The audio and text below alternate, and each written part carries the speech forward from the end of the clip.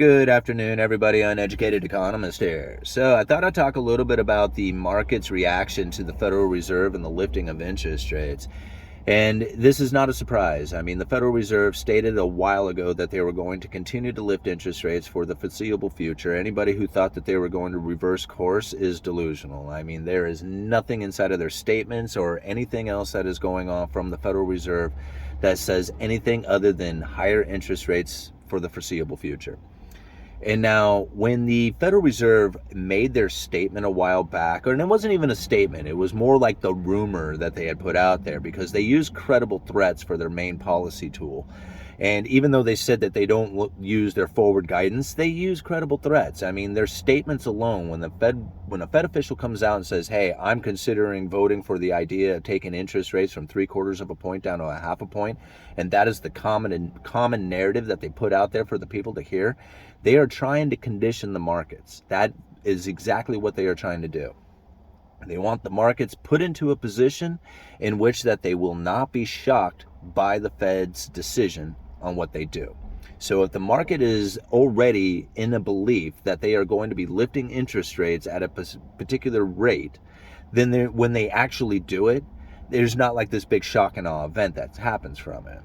So when the Federal Reserve had made those statements, when those Fed officials came out saying that we're going to be lowering our lifting of interest rates from a 3/4 point rise down to a 0.5 percentage point rise, the markets rallied on this news. They said, oh gosh, here the Federal Reserve is backing off on their lifting of interest rates. They're not backing off on the lifting of interest rates. In fact, a 0.5 percentage point is still fairly aggressive, considering back in the day they used to do it like 1/4 percentage point. So a 0.5 percentage point is still an aggressive move. It's just not nearly as aggressive as the 3/4 point move. The markets love that idea that they were going to be lowering the lifting of interest rates, which is just kind of almost weird to think about how to say that, but basically not lifting them up, but lifting them as much as they were. The markets love this news, but then when it actually happens, what occurs? The markets tank. They don't actually like the news of it. They like the idea of the Fed backing away from the aggressive move, but it's still aggressive.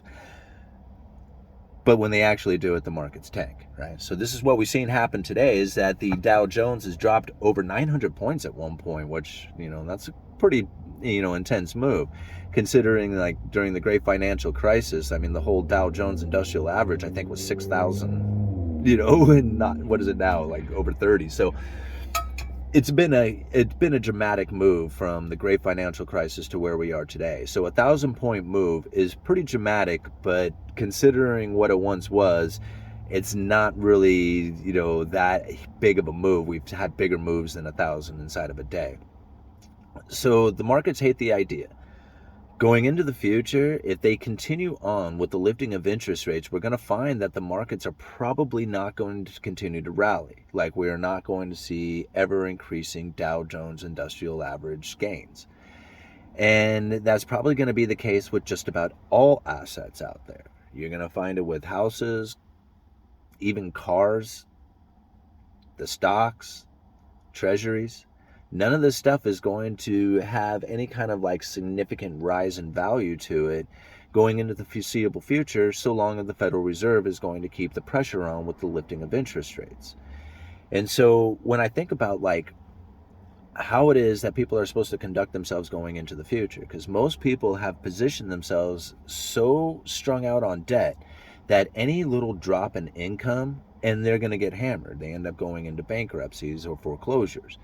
And that's really where I think a lot of people are looking for the housing market to turn, is that when we see this drop in income, then we're going to see a rise in foreclosures, and then we're going to start seeing like, the housing market crash and, all the recessionary things that you would typically see. But now you have to think, the Federal Reserve knew that they were going to be causing a recession going into the future. They knew it.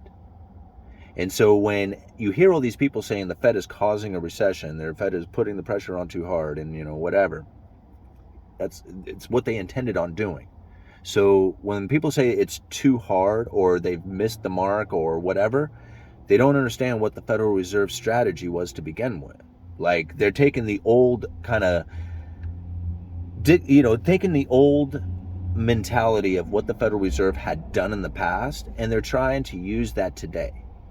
But they're not necessarily going off of what the Federal Reserve has stated. Like, very few people do I hear ever talk about average inflation. And it's something that I find very important to talk about, because it tells you what the Federal Reserve strategy is going to be. Because a lot of people take on the idea that once the Federal Reserve drops or gets the inflation to go down to the 2% target, that they're going to be dropping the interest rates right behind that. But that's not what's going to happen. It's going to fall down to that 2%, may even go under 2%, and the Fed is going to keep interest rates elevated. And that is not something that I think a lot of people are prepared for. It's going to be incredibly painful during that time, as people are not going to understand how it is that they could have all the asset prices be incredibly cheap, but then they're not going to be able to buy any of that stuff because they don't have a job, or they can't get a loan, or anything else like that. And not to mention, they are going to actually be going into foreclosures or bankruptcies or losing their stuff because they don't have that income. See, this is the point. That short little moment in time while the Federal Reserve is keeping that pain on is how the rich harvest. They harvest our hard work, our efforts, everything that we have put in.